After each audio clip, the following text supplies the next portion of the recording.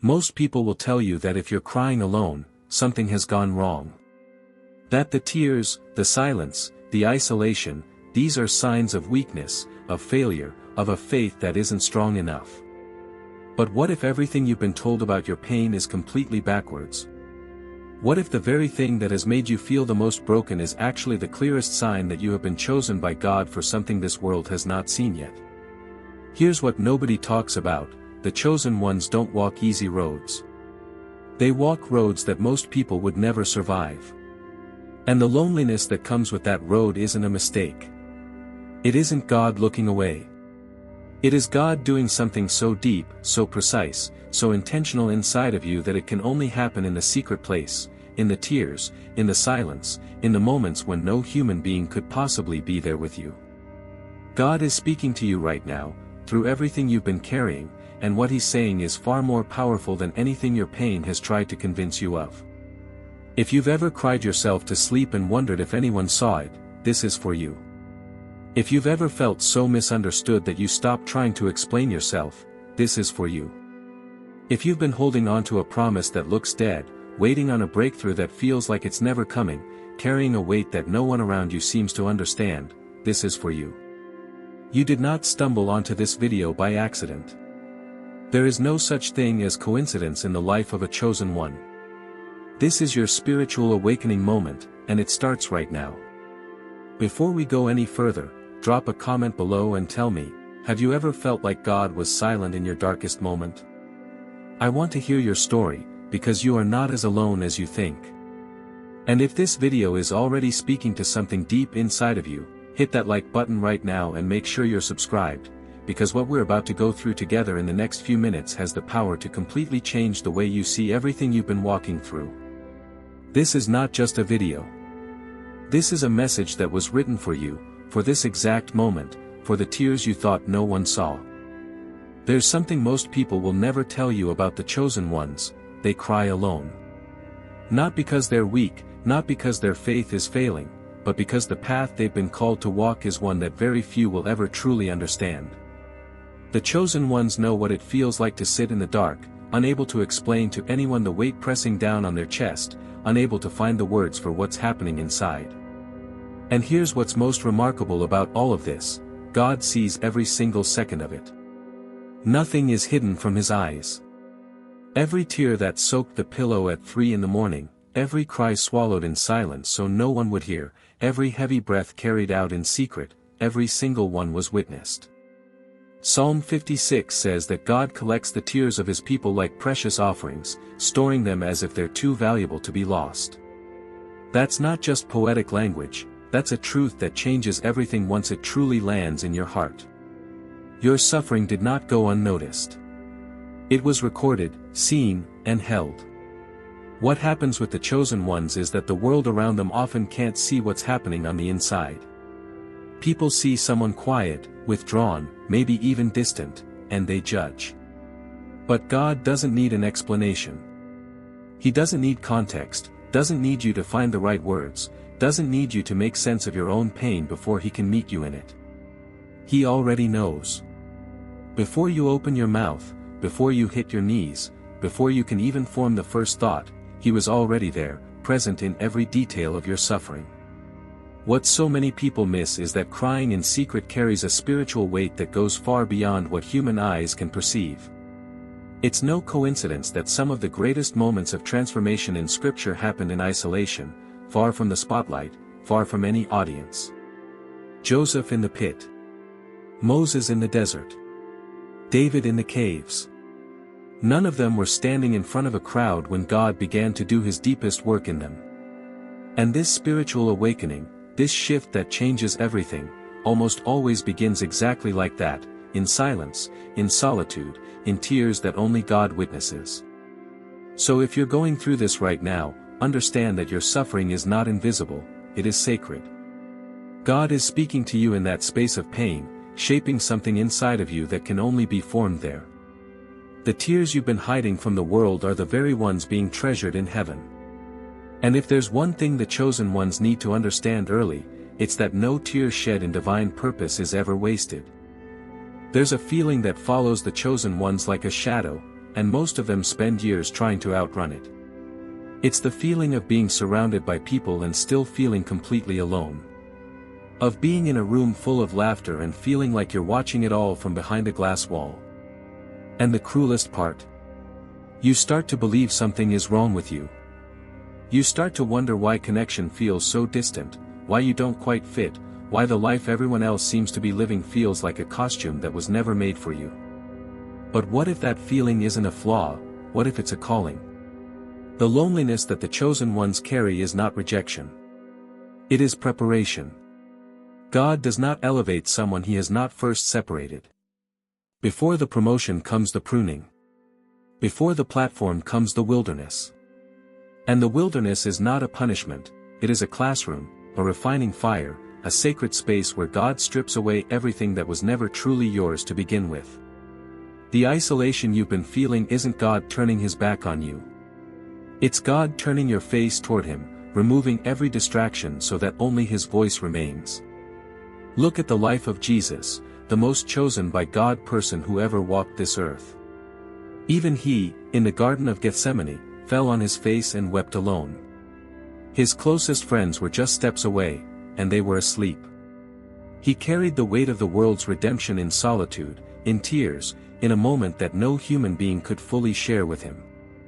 And if the Son of God walked through his most defining moment alone, what makes you think your divine purpose would be any different?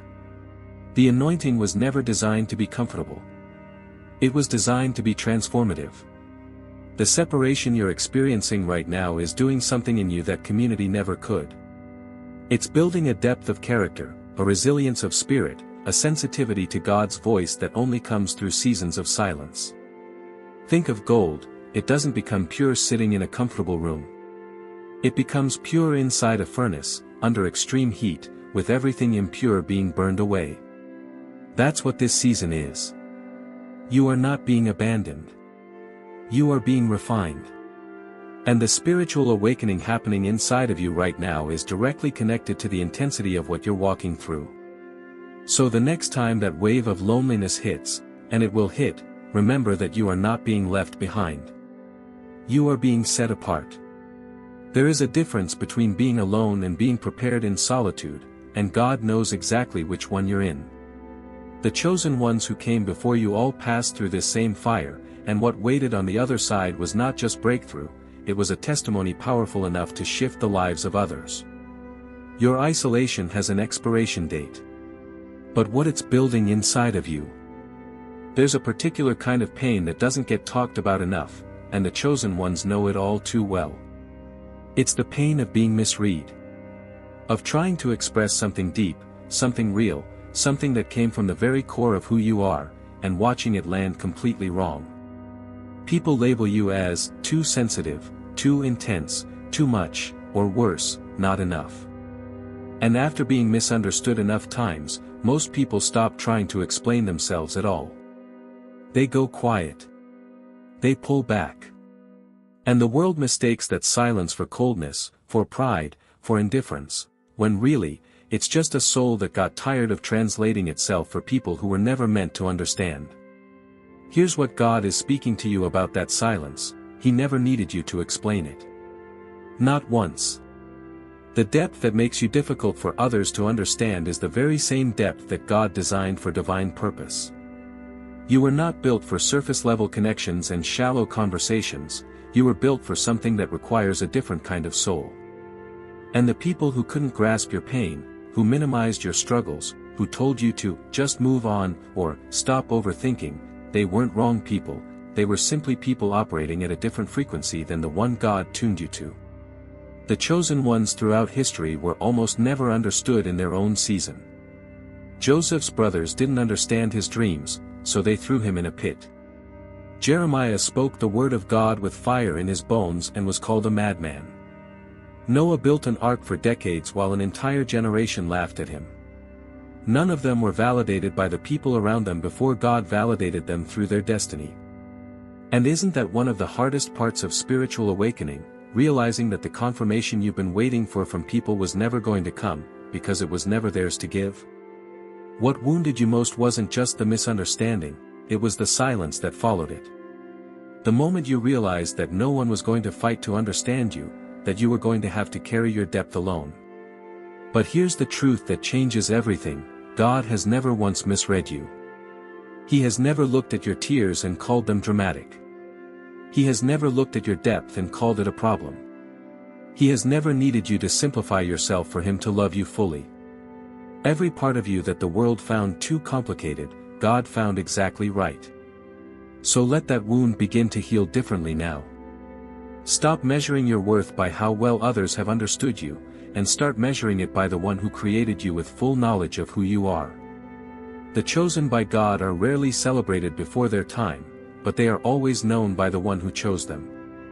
And the depth that has made your journey so lonely is the very same depth that will one day make your testimony so powerful that others finally feel, for the first time in their lives, truly understood.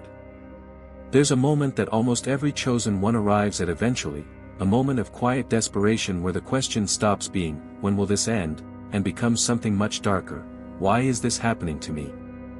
And that question, as honest as it is, carries a dangerous assumption buried inside it, the assumption that the weight you're carrying is a sign that God is angry with you, disappointed in you, or worse, indifferent to you. But what if everything you've been interpreting as punishment is actually the clearest sign that you've been chosen by God for something that requires exactly the kind of strength that only pressure can build? Heavy burdens are not given to weak shoulders. That's not cruelty, that's trust. When God allows a weight into your life that feels unbearable, He is not being careless with you. He is being intentional about you. A surgeon doesn't use a scalpel on someone he doesn't care about healing.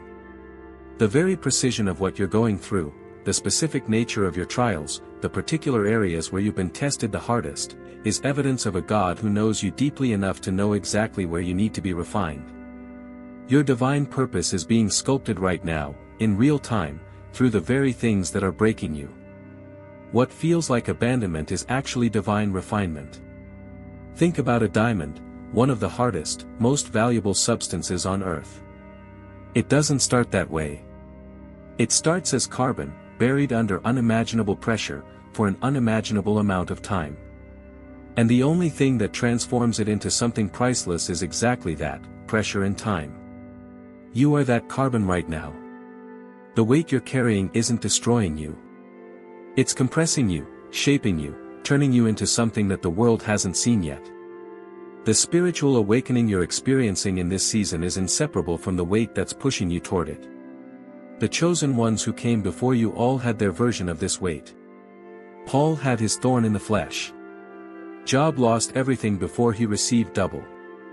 Abraham waited decades for a promise that looked impossible from every human angle. And none of them were able to see, in the middle of their trials, what God was building through them.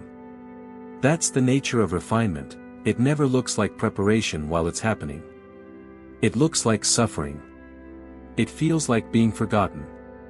But the moment it's finished, when you look back from the other side, you will see with absolute clarity that every single moment was necessary. So carry that weight differently today. Not as someone being crushed by a God who forgot about you, but as someone being trusted by a God who sees exactly what you're becoming. The chosen ones don't get lighter loads than everyone else. They get the strength to carry what others cannot, and the wisdom that only comes from having carried it. What is being formed in you right now through every sleepless night, every unanswered prayer, every moment of feeling completely invisible, is not the evidence of God's absence. It is the fingerprint of His presence. There's a principle that runs through every great story ever told, and the chosen ones are living it right now, even if they can't see it yet. It's the principle that nothing is wasted. Not one sleepless night, not one prayer that felt like it hit the ceiling and came back unanswered, not one moment of sitting on the bathroom floor wondering if any of this is ever going to make sense. God is not a careless author. He doesn't write meaningless chapters. And the chapter you're in right now, the one that feels like it has no redemption arc, no resolution, no reason, is being written with a precision that your current pain simply won't allow you to see yet. The depth of your crying will become the depth of your healing. That's not a motivational phrase, that's a spiritual law. The chosen ones who have walked through the darkest valleys are the same ones who carry the most light when they come out the other side. Think about someone like David, a man who wrote some of the most raw, desperate, gut-wrenching prayers in human history. Psalms like 22 and 88 read like the journal of someone on the verge of collapse. And yet, those same words have brought comfort to millions of people across thousands of years. His deepest pain became someone else's greatest source of strength. That is what God does with tears, He turns them into testimony. This is what the world doesn't understand about spiritual awakening, it is almost never born in comfort. The most powerful testimonies don't come from people who had everything go right. They come from people who had everything go wrong and chose to keep believing anyway. The woman who lost her child and still worships. The man who lost his business, his marriage, and his health, and still found God faithful on the other side. These are not stories of people who were spared from pain. These are stories of people whose pain was transformed into something that could not have been created any other way. And your story is being written in that same tradition. What broke you is going to become the very thing that sets others free. That's the divine purpose hidden inside your suffering, the reason God allowed you to go so deep into that pain instead of pulling you out of it sooner. Because the person sitting across from you one day, crying the same tears you're crying right now, is going to need someone who has actually been there. Not someone with a theory, not someone with a sermon they rehearsed, but someone who can look them in the eyes and say, I know this darkness. I sat in it. And I came out. That person is you. And you can only be that person because of what you're walking through right now. So don't rush out of this season before it finishes its work in you.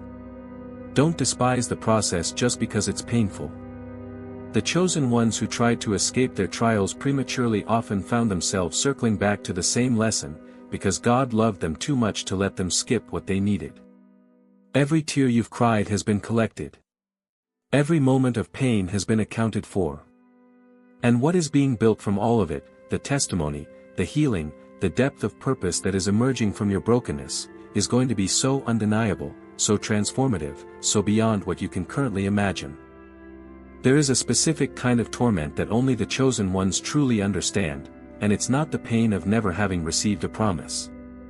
It's the pain of having received one, holding on to it for years, and watching everything around you contradict it. You heard something in your spirit. You felt it in your bones. Maybe it came through a dream, a word spoken over you, a moment of clarity so undeniable that you built your entire hope around it. And then life happened. Doors closed. People left. Seasons passed. And now you're standing in the gap between what God said and what you can see, and that gap feels less like a waiting room and more like a grave. But here is what God is speaking to you in this moment. The delay is not a denial. Abraham waited 25 years for Isaac. Joseph waited 13 years from the dream to the throne. David was anointed king as a teenager and spent years running for his life before he ever wore a crown.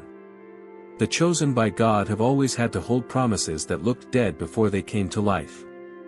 And the enemy knows that the most dangerous moment for a chosen one is not when life is hard, it's when the promise feels forgotten. Because if he can get you to let go of what God said, he doesn't have to fight what you were destined to become. The divine purpose over your life did not expire because the timeline didn't match your expectations. God is not bound by your calendar, your age, your circumstances, or the opinions of people who couldn't see what he placed inside of you. What he spoke over you in secret, he will fulfill in a way that silences every doubt you ever had. And the very fact that you're still here, still breathing, still holding on, still reading these words even in the middle of your darkest night, is evidence that the promise is still alive. You haven't missed it. You haven't disqualified yourself. You are still in the story. What is coming is greater than what you lost. That's not a hollow comfort, that's a pattern woven through every life that was ever truly chosen by God. Job received double after his loss. Joseph's pit became his pathway to a palace. Ruth's deepest grief became the doorway to her greatest blessing. And in every single case, the person standing on the other side of the promise could look back and say with absolute certainty, it was worth the wait. The spiritual awakening that happens when a long-delayed promise finally breaks through is unlike anything that comes easily, because its weight is proportional to the weight that preceded it.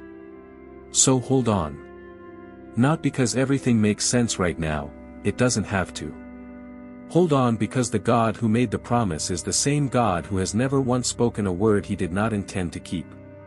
The chosen ones who received the greatest breakthroughs were almost always the ones who were closest to letting go when the promise finally arrived. Your darkest night is not evidence that God has moved on from you. It is often the final hour before the dawn that has been prepared for you all along. And what is being released in your direction right now, in the unseen, in the spiritual realm, in the hands of a God who has never once forgotten your name?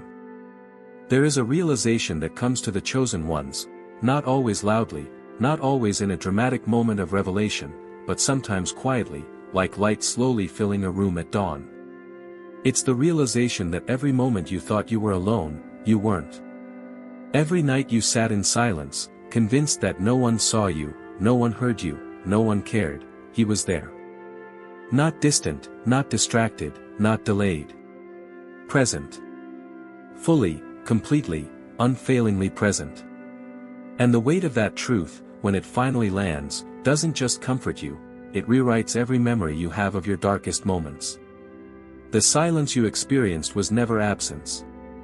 This is one of the most misunderstood aspects of walking with God, especially for the chosen ones who expected that being chosen by God would mean being spared from seasons of feeling utterly alone.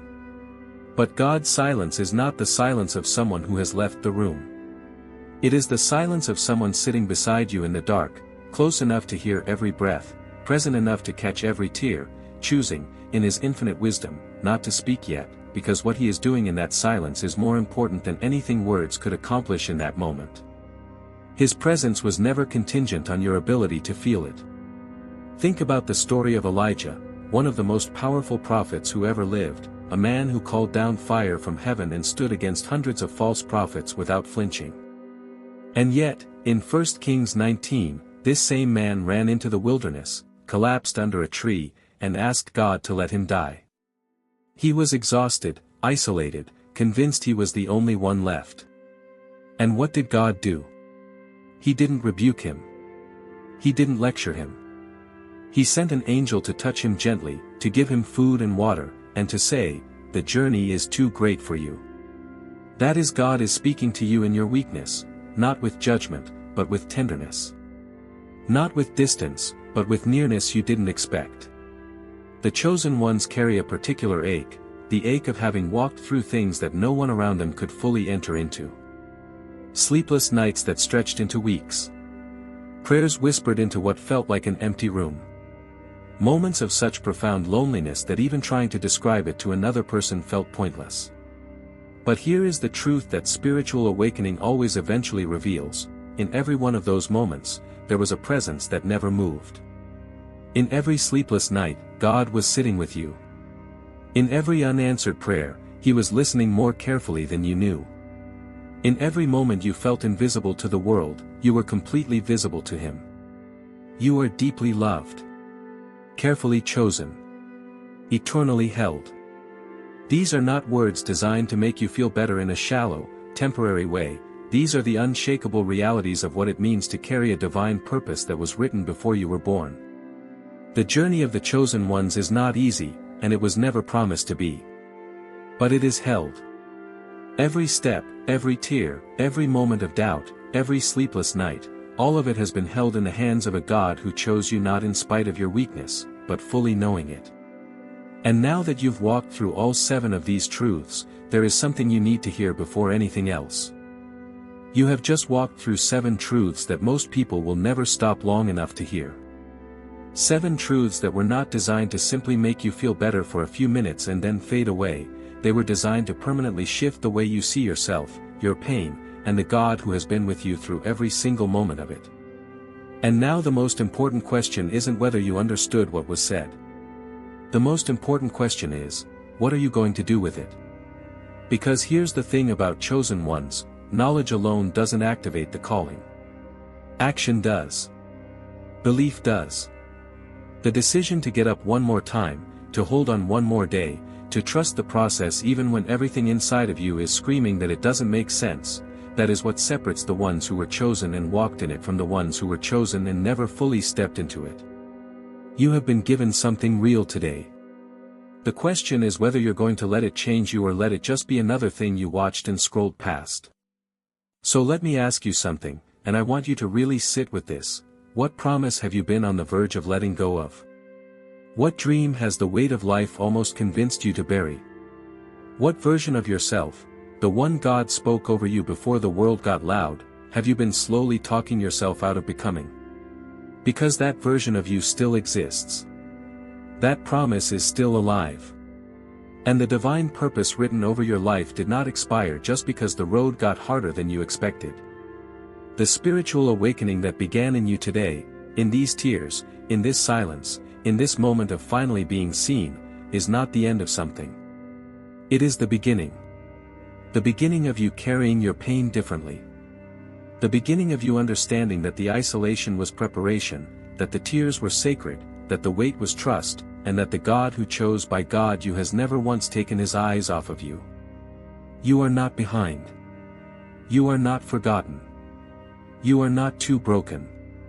You are exactly where the chosen ones have always been, on the threshold of something that is going to change everything. Now it's your turn.